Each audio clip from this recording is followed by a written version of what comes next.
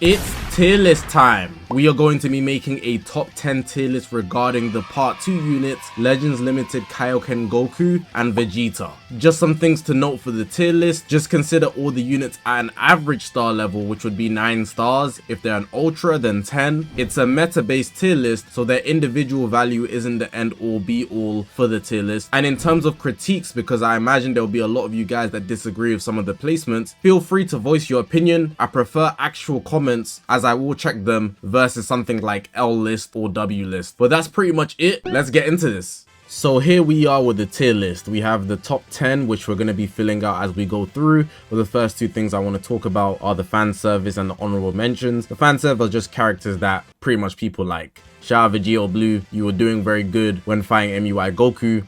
Not good enough to make top 10 for the majority of people. Some people might argue so, but you're liked a lot right now. Gohan and Trunks on Future, Bardock and Goku, Game Originals Love with Shallot, Super Saiyan Goku Instant Transmission, some people just like this guy, and Super Saiyan 2, Super Saiyan 3. This guy is combo merchant of heaven and hell. He will combo forever. But the honorable mentions, these are characters that could potentially take the 10th spot. So if you want to put any of these characters here, go ahead, sure. But they're not making my list. Two that I'm more so leaning towards making the 10th spot, Kalen Caulifla and Tien. We know Tien has the succession layer, and being purple you can do damage to Vegeta, and then Kale and Caulifla, they have two elements, so yellow and green, which is obviously great for being type advantage over purple, but green more so to be type advantage over the blues, because there's a lot of good blues right now. They also have good combo break and they heal quite a bit. But then the rest of these, maybe Ku or Vegeta I would move up. More time Vegeta, right? This is not in order, but Ku because of Daima attacks is crazy. They are still very much so a complete team. I just feel like the other characters are not as much, so that somewhat spoils the list, but like, you know. And then Vegeta, if you wanted to build a team around him or with him, maybe Vegeta Clan it could work. But then these two, so like let's say if I had to order it, right, it would be like something like this,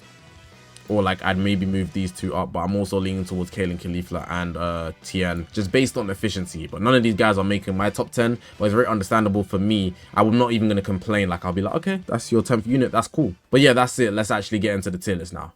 Now at number 10, we've got Shallot, the Dragon Ball Legends main character, soon to take over Sparking Zero. We've got Shallot at number 10. That platinum equipment is actually amazing. Now, I wasn't gonna originally put him in top 10. I didn't think he was worth it. But a lot of people propped his defenses, and having his defenses and healing while him never being able to be type disadvantage is a big plus. Now, it also doesn't really matter which version of Shallot you pick, as long as you're not picking Super Saiyan 1 or base. You're good. Super Saiyan 2, you get the endurance. Super Saiyan 3 supposedly has the highest damage numbers. Super Saiyan God has the damage stacking. Super Saiyan Blue is just the all-round best version of Shallot. So as long as you're choosing, I'd say go Super Saiyan 3 or Blue, or if you want to be an absolute rat and choose Super Saiyan 2 for the endurance, I think you'd be good. But it's a very big factor to never be type disadvantage, and it's not something you can like vividly explain. Like I can't put it into words. You really just have to use him and understand that his capability to tank is very, very high. His defenses are insane and he heals a lot, and that's enough. That's applicable to every single version of the Shallot based on his platinum equipment, and that's pretty much all there is to him. A lot of people have been using him, they propped it, and if you want to value that over Kale and Caulifla or what Tien have, I can completely understand that, and that's what I'm leaning towards based on the evidence I've seen using him, just seeing more and more people run Shallot. Plus he's a HP buffer. You know how useful that is for your team, being a HP buffer? That's nice, man. But I completely understand if you lean more towards any of these guys, but for me, the defenses on Shallot, I caved in and I'm going for him at number 10. Now at number 9, we've got Rev UI. Now I imagine just because he's an older unit, a lot of people won't use him, but the way I've boiled it down is that it's based on your skill, especially post-transform, but because he's a revival unit, even his pre-transform is still crazy. So he's being able to tank very, very well. I'd say maybe just a tiny bit less than Shallot, but he also offers you that second life while being a good element in the meta. Him being green is actually crazy work right now with the blues that are taking over the game, right? So he's being able to tank, do type advantage damage, he gets his vanish back, and he can draw cards very effectively. Pre-transform, that's before the revival, and when you make him revive, he becomes a whole different guy. Having an Ultra Instinct unit, and because he's universe rep, you could probably run him with another Ultra Instinct unit. Having 2 on 1 team is very annoying to beat. I know you can now with the dynamic battles with the charge attack, but even then there's a big penalty if you miss that charge attack. If you miss it, you're stuck in the long animation and the person gets to get a free combo against you. So you still need to be very careful, you know, but just that back-end safety of Ultra Instinct, being able to kill time. His blue card does crazy damage post-transform. I think it's really just a safe bet with the value of Universe Rep altogether. He's also just hitting all the points. So if I go through them again, good defenses, good damage, 2 lives, right?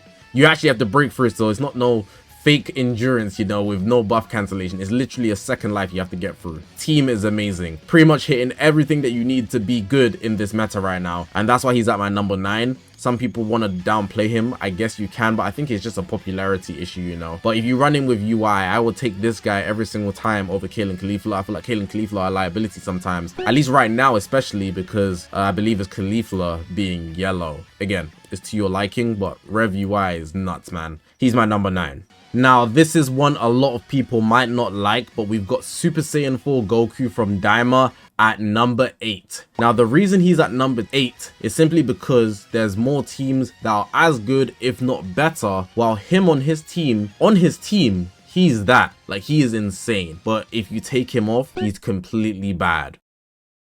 I'm not even going to downplay him by using the arguments of saying, oh, if you put him on a different team, he's going to be a lot worse. I feel like that's not what people want to hear. And also, it just doesn't make sense to do that if you have his optimal build on Daima. But if we talk about Daima, right, the team is slowly getting power crept. Again, it still hangs if you have the team fully built at average star level and you have all the units that you're running. So you want to run Ku, Do, or maybe the free-to-play Goku, right? But the issue is you need those units to have the indestructible on the Super Saiyan 4 Goku, and that is basically the biggest factor for the team. But at that same time, more than Goku, Ku, Do, and the free-to-play Goku, these guys have been power crept quite a bit. They're a lot weaker defensively and everybody feels it. And also offensively, they do less damage, especially in comparison to these new units. So they can hang as a whole squad, but the squad itself is a lot worse. The other side units, so whoever your 2 other units are, do not bring the same amount of stress to the battlefield that the Super Saiyan 4 Goku will. So even putting him at 8, it's more so out of respect because he needs his team to thrive. Even though he is by far better than his whole team,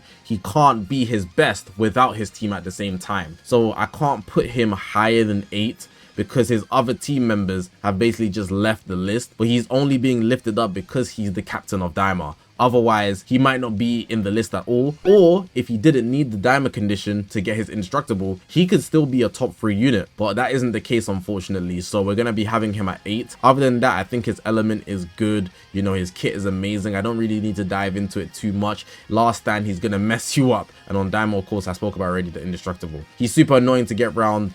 Cancelling buffs consistently for the cover note when he's off the battlefield is really annoying to deal with him. But that's all with the Daima team, which isn't as good, or let's say the other teams have just gotten better to keep up. So number 8, the Super Saiyan 4 Goku from Daima. We've got Ultra Hit at 7. Now, this one to some people could be argued a bit higher, and I will evaluate at the end. But like I said, to some people, this could be maybe 1 higher or 2 higher. But we've got him at number 7, and the reason is, beyond his time skip, he can be a liability, and even in his time skip, there are a lot of, you could say, logistics you have to deal with, right? So once you get his time skip, he's basically the same as type neutral against the blue. He's going to do extra damage. If not type neutral, he's actually above. He does extra damage to blues, which makes him super exceptional when damaging blues. But then if he's dealing with a unit that has buff cancellation, you got to deal with the logistics. So for example, you don't want to do a blue card, right? Because if you do a blue card and that unit cancels buff from blue cards, you're going to lose the ability to nullify endurance. And that's very tough when trying to use your time skip to overcome units. Outside of his time skip, even though his time skip can easily be filled now, he still only has 1 ultimate in that time skip. So if he was able to get maybe a 2nd ultimate for a 2nd time skip, I would have him maybe even at 4. But because he only has 1, and let's also point out that his time skip is missable, you can mess it up in so many ways. But let's assume, for, you know, consistency's sake, let's say that you're getting the idealistic scenario. In most cases, it should kill you, but that's about it in his kit. There's nothing else to prop hit besides from his offensive nature, and that's literally how Hit is. And I feel like because of that, he shouldn't be higher than 7 based on the other units that I'm going to mention. If you had to mention his defenses, sure, because of his platinum equipment, he tanks a lot better, but he doesn't have any survivability, so he's still susceptible to getting one-shotted or like hit by a powerful attack, especially with the overdrive attack now. He can pretty much just get wiped out just like that. He doesn't have anything to really protect himself. But offensively, I would say he might be one of the hardest hitting units in the game. Top 3 easily, especially especially if you consider his time skip plus ultimate. Hit is that, but defensively is really where he lacks, and he's basically getting propped up because of universe rep. So putting him one above the Super Saiyan 4 Goku from Daima is literally because universe rep is just a more efficient team. It works easier, it does everything better without more work basically. But yeah, I can't really give a reason to put him higher, especially as we go through the list, and you guys will see that. Now at the 5 and 6 spot, the first interchangeable in the tier list, we've got Ultra Margin Vegeta and we've got God Goku. Now we discussed in the stream, this whole list was made on stream by the way, I discussed with the viewers. So if you see a stream that says tier list, you should definitely come watch. These two guys could go neck and neck, and I'm going to explain their value each, and then I'll explain why they are interchangeable. So Ultra Margin Vegeta, I think a lot of people would argue very easily that Ultra Margin Vegeta is a better individual unit on his own than God Goku. As a single unit by himself, not comparing what teams he's on or anything like that, it's just him. He's going to offer you way more. Pretty much the same things, they're just different element. You know, you get the buff cancellation, you get a high blue card damage, you go on ult. If anything, Margin Vegeta's ult is a lot better because it also locks you in. You have the endurance, but then on top of that, you also have the gauge. Now, the issue that I find here is that if you're dealing with Ultra Margin Vegeta, his element is red. I mean, yellow, sorry. But so he has to deal with reds. And that makes him quite a liability on the battlefield, very susceptible to getting melted. Now, let's talk about God Goku. Even though he doesn't have the gauge, he has pretty much everything else.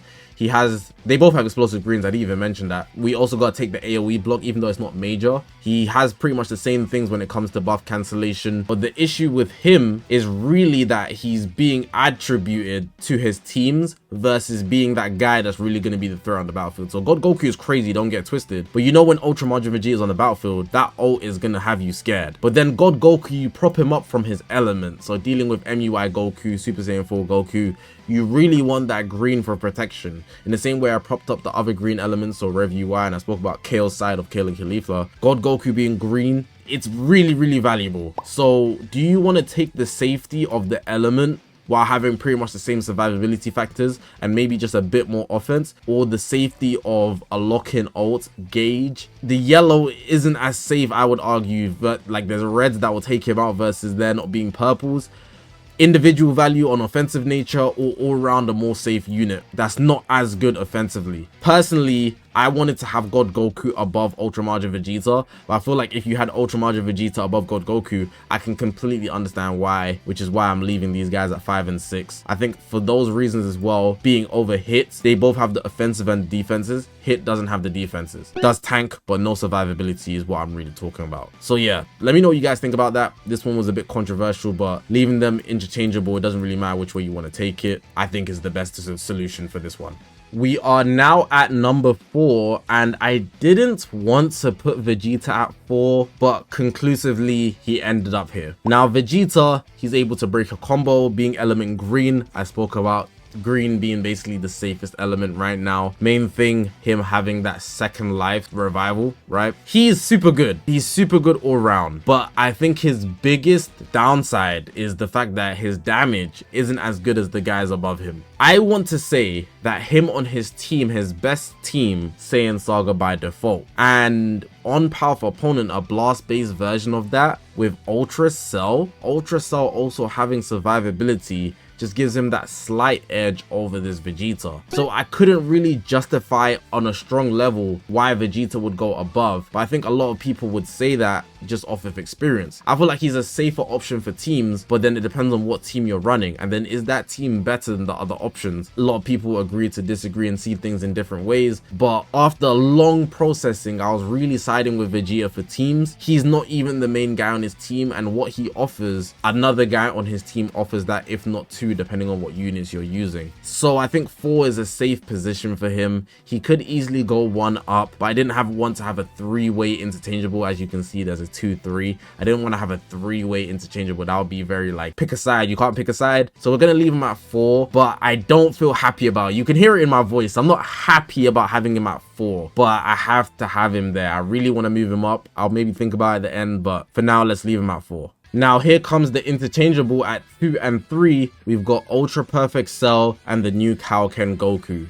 Now these guys both, right, are red. And you could say that's a coincidence, maybe not. But one thing I want to say here is that I have them interchangeable, but I personally do not think they are interchangeable. Everything you run through logistically, if you run through their whole kits, there is nothing Kaioken has more than Cell. Besides from damage, I think that's the only thing I would give Kaioken Goku over Cell. And even then, Cell has the hardest hitting ultimate in the game besides from hits time skip, I would say. You can't overcome that tap actions are ultimate from Ultra Perfect Cell. But generally speaking, Goku can hit higher peaks than Cell, obviously throughout the game. So besides from that, Cell has the survivability layer. He can probably tank the same, he has a half health heal, but even if you don't account that because he has endurance and buff cancellation, he's more valuable off that. They're the same elements, so you don't need to go there. You could say maybe Team's Kaioken Goku is better, but running these two together, so when I was saying Vegeta, you can run him with Cell, you have a survival layer there, which is way safer than almost any team you can put Kaioken Goku on, because Kaioken Goku himself doesn't have survivability or buff cancellation. So even though I've been seeing people easily, and I don't understand how, easily put Kaioken Goku, I think it's simply a praise of damage. So you know, in the way that I spoke about Shallot, I spoke about his defense as being so good, but it's not something I can explain for you to understand. You really just have to see it. With Goku, it's the damage. It's the same thing. He can break combos as well, but when you have a blue unit like Super Saiyan 4 Goku that's gonna punch you in your face, you're not eating that in most cases. You're also susceptible to the overdrive charge and rising rushes, so you might just get one-shotted anyways. And also MUI Goku, I'll just let you know from now, he's number one. He's number one. He's gonna slam you while being able to dodge all your attacks. I can't argue that Kaioken Goku can be number one in the game. There's no way I'm justifying that. But for Cell specifically, I find it very hard to say that he's better outside of damage. And if damage is your outlying factor to say that he's better than Cell, I guess I can understand it, because damage is going to win you games and I can't ignore that. I'm a big damage guy as well. So that's why I'm leaving them interchangeable. But I feel like Cell offers everything else, but it's really this guy's damage numbers are just that high. And I've seen them myself, so I'm not going to downplay that in any way, shape or form. But I really feel like Cell's the man you want to take here. So interchangeable, but I'm leaning more towards Cell. And this one I'm openly stating that I'm leaning more towards Cell. Now we're here at number 1, we've got MUI Goku. Honestly, it's pretty much that this guy is the best 1v3 unit in the game right now, while hitting the same high tier damage numbers that every top tier in the game can hit right now. Also having survivability, right? Deflecting damage just for standing still, dodging attacks in general. It's very free using this guy. He counters these guys element wise, so let's not put them in the conversation. One blue card will nuke both of these guys. Every red in the game at that. And even when he goes type neutral, he can literally fight against the greens too. Getting his vanish back on his main ability, it's too free. It's pretty much everything you need. And I didn't even mention his green card. I really can't argue anybody to go over MUI Goku. Are you going to put Kaioken Goku again just over damage numbers? As if he's not defensively susceptible to MUI Goku's blue card getting one-shotted. It just doesn't put Kaioken Goku in the safest position. Even if you wanted to argue Cell's not going to do as much damage back. And easily, Goku is going to obliterate him. So pretty much, I think it's a no-brainer. I've been seeing people put Kaioken Goku number 1. I don't see it in any realm. Nobody's going to convince me otherwise as well. MUI Goku is too crazy, especially as a last stand unit. Individually, I'm taking MUI Goku. But on a team basis, if you can put MUI Goku on your team, please do. He is him. He is that. And honestly, until power creep kicks in, or there's a unit that can just stop his gauge completely, the best thing we had in part 1 was Vegeta Blue, and that says a lot. Until we get another one, it's gonna be a hard time to get this guy off the pedestal. That's pretty much all I've got to say for MUI Goku. I don't think it's really something that needs to be discussed further.